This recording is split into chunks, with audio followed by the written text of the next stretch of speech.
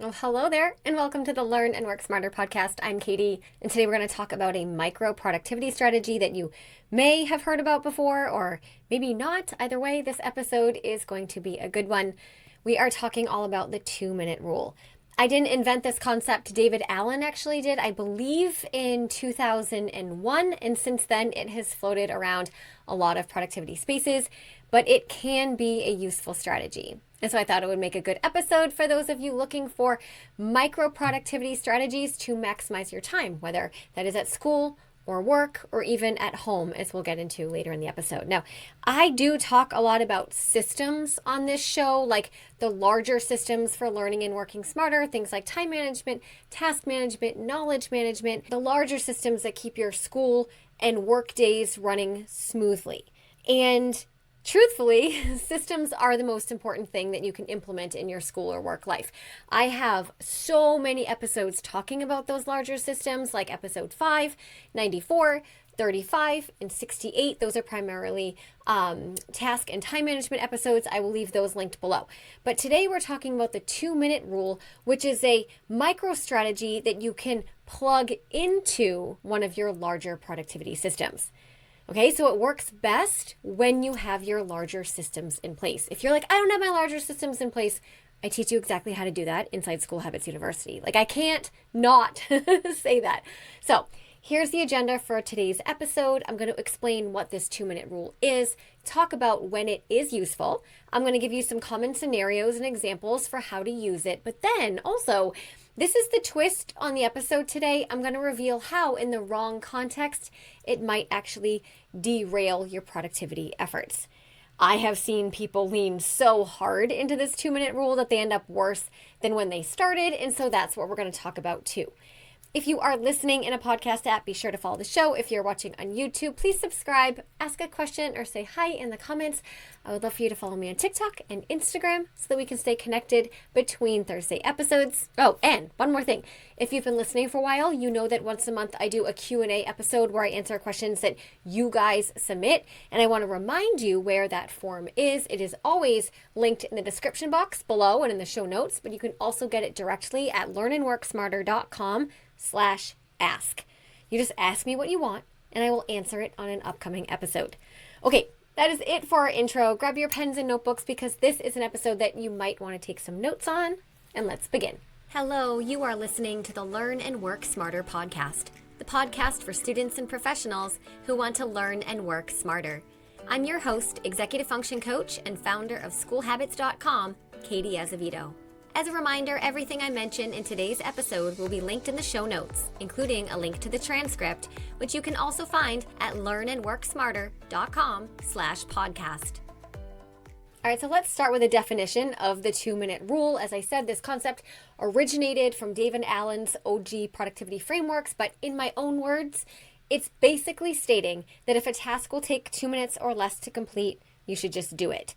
And the rationale behind this rule is that in many cases, it can take more energy to write the task down, to track it, to monitor it, to make sure that you do it in the future rather than just doing it right now. So that's it. Like, that's the super simple micro strategy. If a task will take you 2 minutes or less to do, just do it.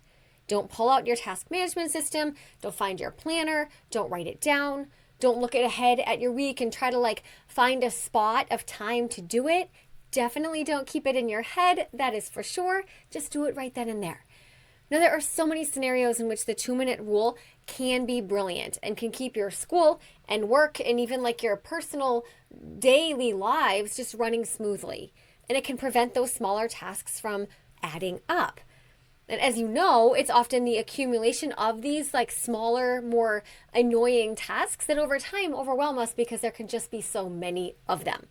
And even though they're small, they take up space in our brain. And it's kind of like that mental list that we keep going at all times. Like, I have to do this. I have to remember to do this. Like, oh, I should do this. I can't forget that, right? The 2-minute rule says stop rationalizing, stop planning, and just do the thing. Now, for this first part here, I'm going to give some scenarios in which the 2-minute rule might be a wonderful productivity strategy to add to your toolbox. And then for the second part, as promised, which I honestly think might be the most important part here, I reveal when not to use the 2-minute rule.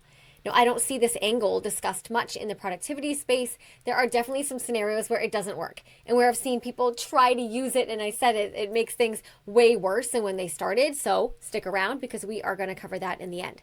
So first off, when might the 2-minute rule be the perfect strategy to use? I'm going to give some examples that will apply to typical work scenarios, and then I'm going to switch and give some examples that are relevant for students just to show the full application, starting with work. So some scenarios in which the 2-minute rule can free up your mental clutter and keep your task list moving forward. Let's say that you are working on a project with other people and there's a project tracker that you're all supposed to contribute to, so everybody knows everyone else's status. Let's say that you finish a chunk of the project and you're all done. It would take less than 2 minutes to go into the tracker and just update your status. You wouldn't want to do it. It might feel like one extra step. It might feel annoying to do. You might be exhausted from doing the actual project work that you just spent so long on. You might want to close your laptop right away, but it's going to take less than 2 minutes to do. It's going to take less than 2 minutes to open up the tracker, to update your status, and then it's done. Perfect use case scenario right there. Another quick 2-minute task. Let's say that you open an attachment in an email or you download a file somewhere on your computer. You're given, how you're given the option to name it something instead of just using the default useless name that your computer generates. I know it is so easy to just leave it as image.54321 or whatever the weird name is, but it takes 4 seconds to give it a normal name and to change the destination so it saves in the right spot. That is a perfect example of a 2-minute task that will make your future life so much easier. Another example of a 2-minute task is capturing ideas. Let's say that you're working on your computer and you're completely locked in on a project, but suddenly an idea occurs to you. Maybe it's related to the project, maybe it's related to something different. I don't know. Take 2 minutes to write down that idea on a sticky note in your planner, or what I call an inbox. I talk about the inbox strategy in episode 137. A few other episodes as well, but that's a good one. It's how to capture ideas. Perfect example of a 2-minute task. Now, when I defined the 2-minute rule at the top of this episode, I emphasized that it can work because sometimes it's easier to just do the task than it is to write it down and track it and plan to do it in the future. And it sounds like I'm contradicting myself here, but I'm not. Let's say the idea that occurred to you while you were working was something that definitely wasn't going to take 2 minutes. It was like a project. It was like a whole big thing. Now, the 2-minute task just becomes capturing that idea and writing it down, not doing the full task. The inclination in this moment would be to say, I will remember to do that, but we won't. We never do. We never do. And it takes less than 2 minutes to open up your task management system or your planner, your idea capture system, whatever, and write it down. Now, another example would be to reply to simple emails that require a yes/no answer or maybe some kind of simple response. Email is honestly a tricky one, and I most certainly don't suggest that we always stop what we're doing and reply to every email that comes in. Absolutely not. I share a lot of email management strategies in episode 15 and 62. In those episodes, I emphasize how it can be helpful to manage your email inbox at specific times during the day that you're more intentional about, so not all day long, but the 2-minute rule has a place within that larger email strategy. So let's say that you're already in your inbox dealing with emails and you see one that you could handle in 2 minutes or less. Just do it. When I'm working with my professional clients in their coaching sessions, email comes up a lot. We actually go into their inbox and see what's in there so that we can develop an email management strategy that works for them. And a lot of times there is this massive backlog of emails that could have been handled in 30 seconds or less, but we tend to create a lot of drama and a lot of emotion around emails that doesn't often need to be there. The 2-minute rule in a scenario like this can help reduce that drama and can help us see the email as just like a black and white thing, a yes or no, a quick response, a bada bing, bada boom, done, move on. Obviously, not all emails are that simple, but many, many of them are. Now, another 2-minute task could be you just get back from a meeting, or maybe you just wrapped up a Zoom call and you have notes from the meeting. It might be tempting to just leave those notes on your desk, or if you took digital notes, just leave them on your desktop, telling yourself that you'll do something with them later. But it could take 2 minutes or less to quickly process those notes. How? You look at your notes and you pull out any action items that you need to do as a result of that meeting, and you put them in your task management system. If you're taking notes at meetings using the strategies that I shared in episode 31, this process is going to definitely take 2 minutes or less. If you are not sure how to take notes at meetings, or you do, but they're kind of a total mess, and you're thinking to yourself, yikes, like that would take me way more than 2 minutes to process, then I suggest you go listen to that episode or grab my note-taking power system program.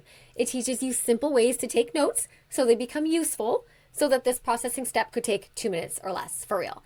A few other quick scenarios where the 2-minute rule might be useful in kind of a working context: writing down your top 3 priorities for the day every time you sit down to begin work, emptying your lunch bag when you get home at the end of the day, writing yourself a status note every time you pause a project, either for a lunch break or the end of the day or the weekend or any sort of prolonged period of time. If someone at work asks you to send over a file and you know exactly where that file is, you could compose an email and send it in 2 minutes or less, versus like planning to do it later. Obviously, what you use this 2-minute rule to accomplish depends on the kind of work that you do. And I'm obviously not going to be able to hit like all of the possible scenarios here, but the way that I want you to think about it when you're trying to determine, could this be a 2-minute task that I do now, or is this something that I save for later? Here's what I want you to ask yourself. Like, this is the mental filter.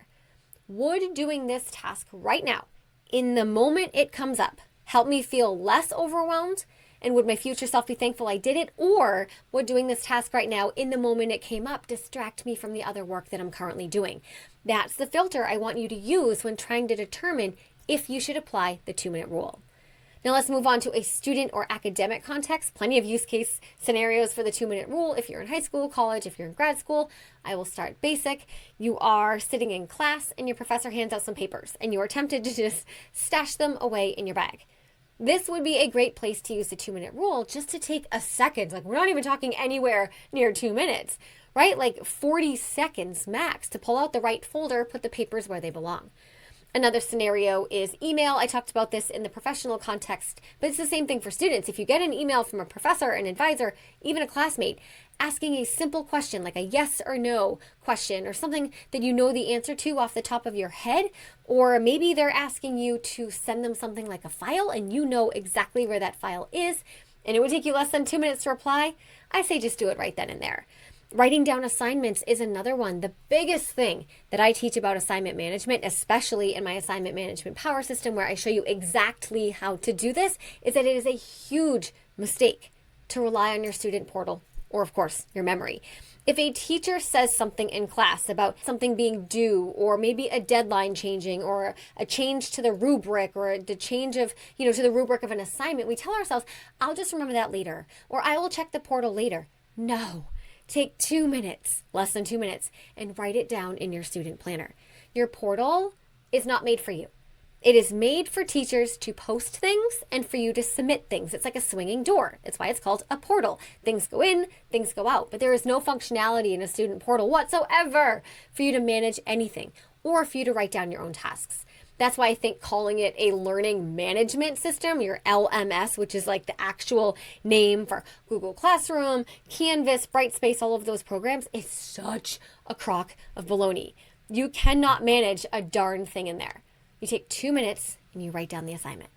There are plenty of use cases for using the 2-minute rule when it comes to digital organization. If you're a student, if you download a file, take less than 2 minutes to give it the right name and the right destination where it will be saved. If you're creating a new Google Doc, make sure you give it a proper name and then it lives in the right folder inside Google Drive. Or if you're in the Microsoft suite, we're talking like Word or OneDrive, same thing. And then I'm going to share the same rule here for you students too that I shared for professionals.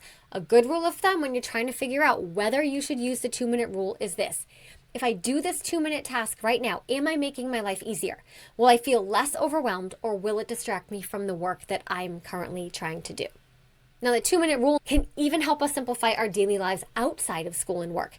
Using the 2-minute rule in the right scenario and the right context can honestly just be a really good, low drama way to feel good and calm about your days in general.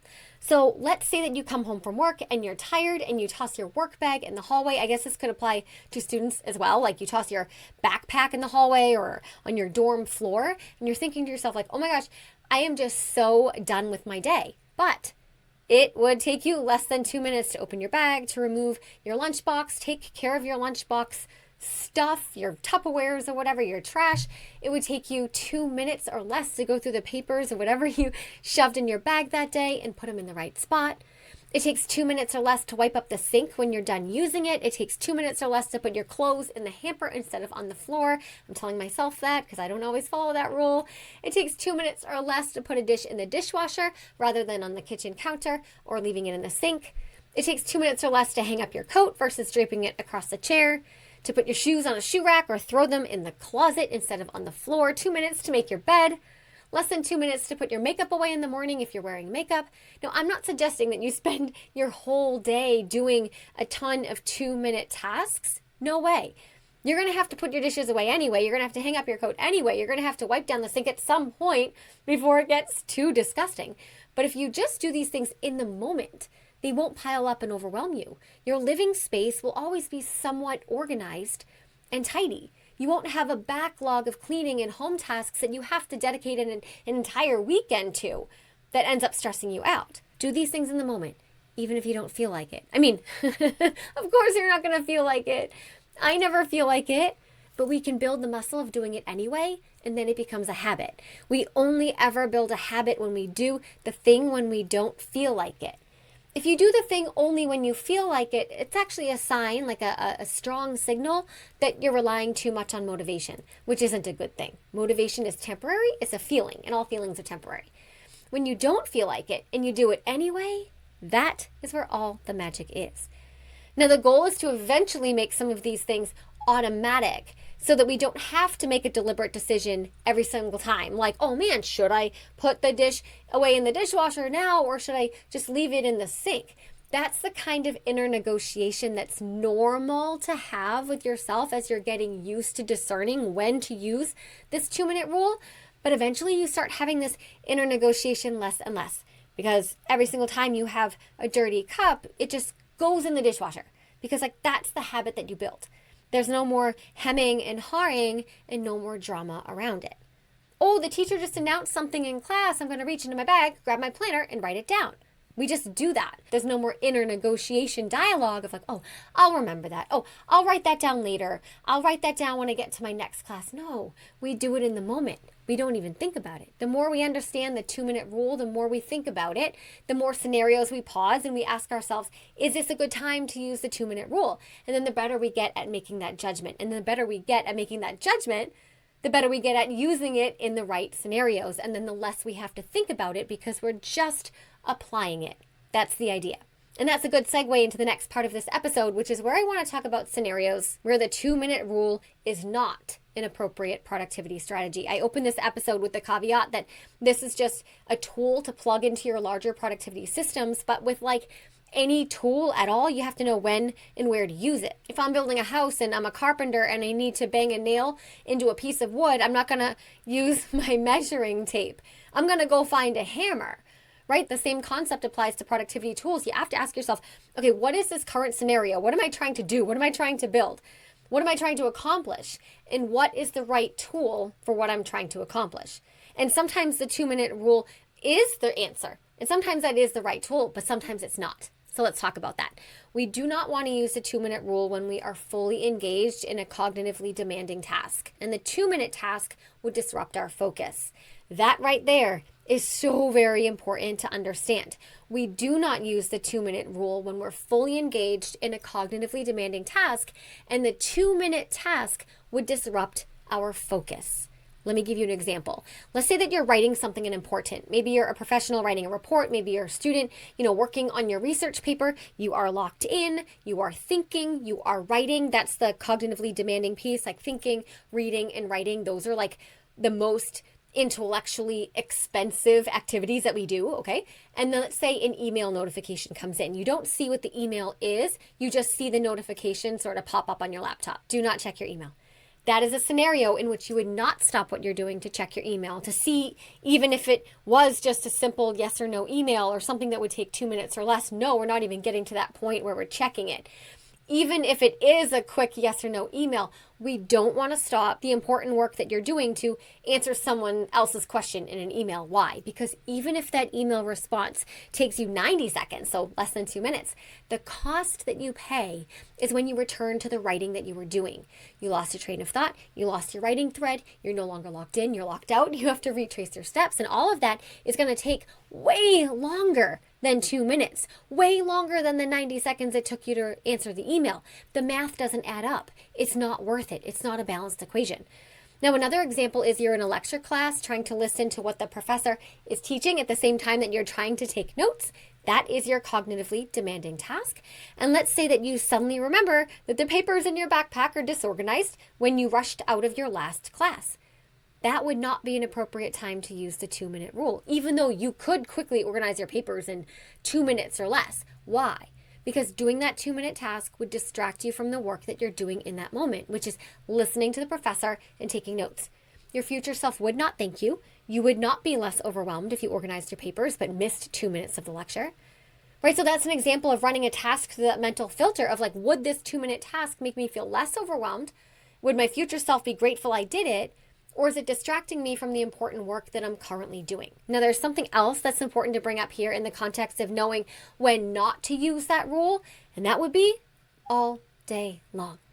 If you find that throughout a day you have a ton of these 2-minute tasks and you're essentially spending like hours a day doing all of these 2-minute tasks, which prevents you from doing the real work that you're supposed to be doing, I want you to use the admin block strategy instead. I teach you all about that method in episode 3. Like, that's like an OG. If you're watching it on YouTube, please be nice. Like, my filming was whatever. It's a really valuable episode though, but I am humbled when I go back and watch it, whatever.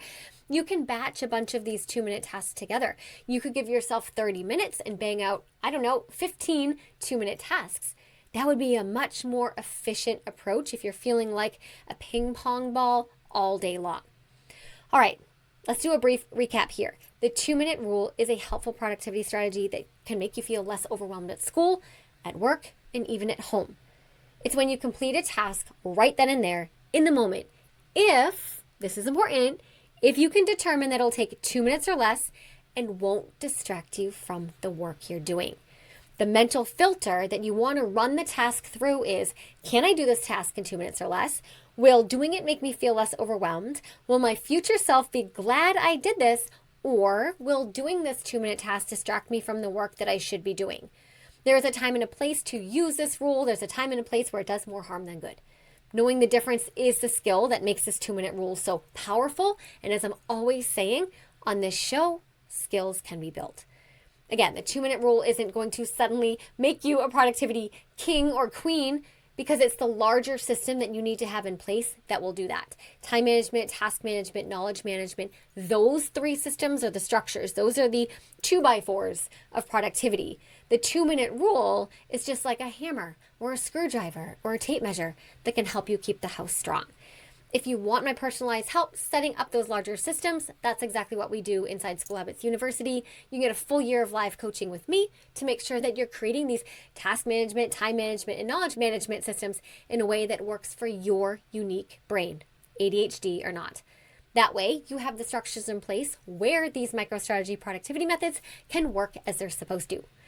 All right, my friends. All the links I mentioned today you can find in the show notes and in the description box. You can also find them directly at learnandworksmarter.com/podcast/141. Make sure you're subscribed to the show in all the places and keep showing up. Keep doing the hard work. Keep asking the hard questions and never stop learning.